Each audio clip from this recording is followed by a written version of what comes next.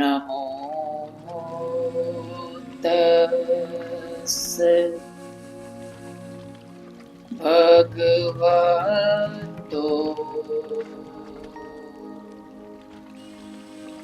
अरहतो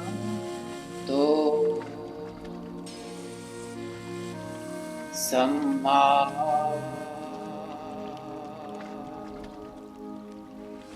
संबुद्धस्स।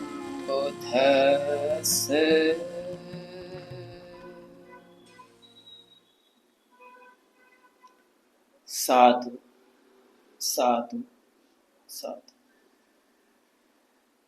बहुत समय से हम धम्मपद की गाथाओं और कथाओं के ऊपर श्रृंखलाबद्ध धम्म देशना सुन रहे हैं।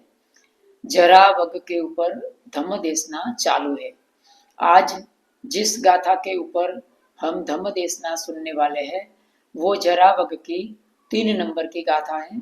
ओवरऑल देखा जाए तो यह 148 नंबर की गाथा है।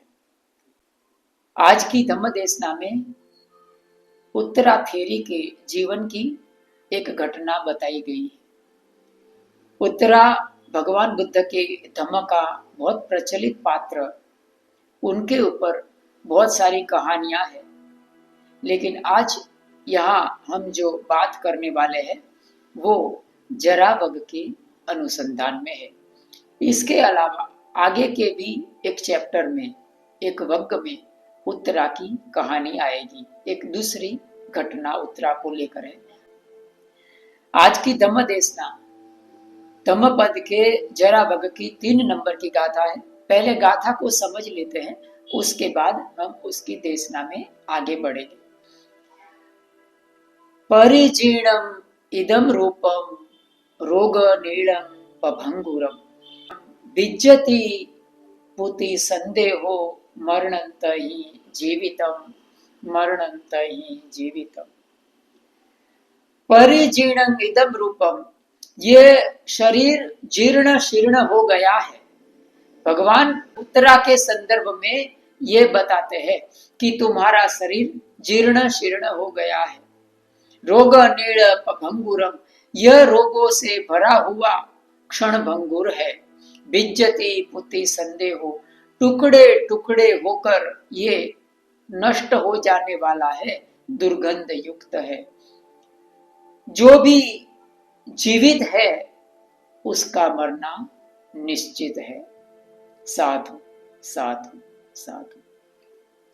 उत्तरा महाथेरी बहुत वृद्ध हो गई है।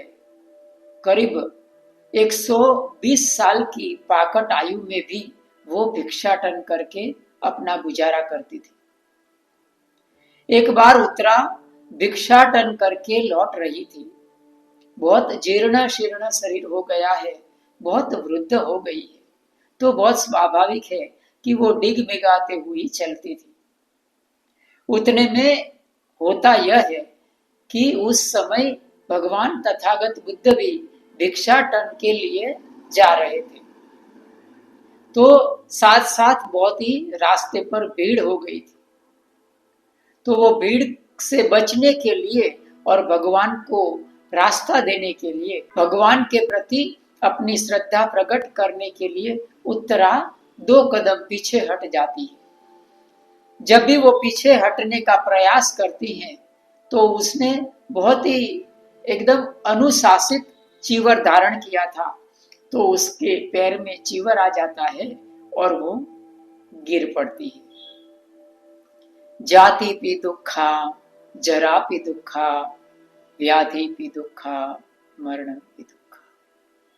भगवान यह देख लेते हैं और भगवान उत्तरा के पास आते हैं और उनको यह उपदेश देते हैं कि उत्तरा, तुम्हारा शरीर जीर्ण शीर्ण हो चुका है, यह जल्दी ही मृत्यु को प्राप्त हो जाएगा। भगवान इस गाथा के ऊपर उत्तरा को उपदेश देते हैं। तो आज इतना ही रखते हैं। जितने भी लोग चैनल व्हील ऑफ धम्म को देख रहे हैं, यदि चैनल को सब्सक्राइब नहीं किया है तो चैनल को जरूर सब्सक्राइब करें। वीडियो अच्छा लगता है, सच्चा लगता है तो लाइक एवं हाइप करना भी ना भूलें। साधु साधु साधु।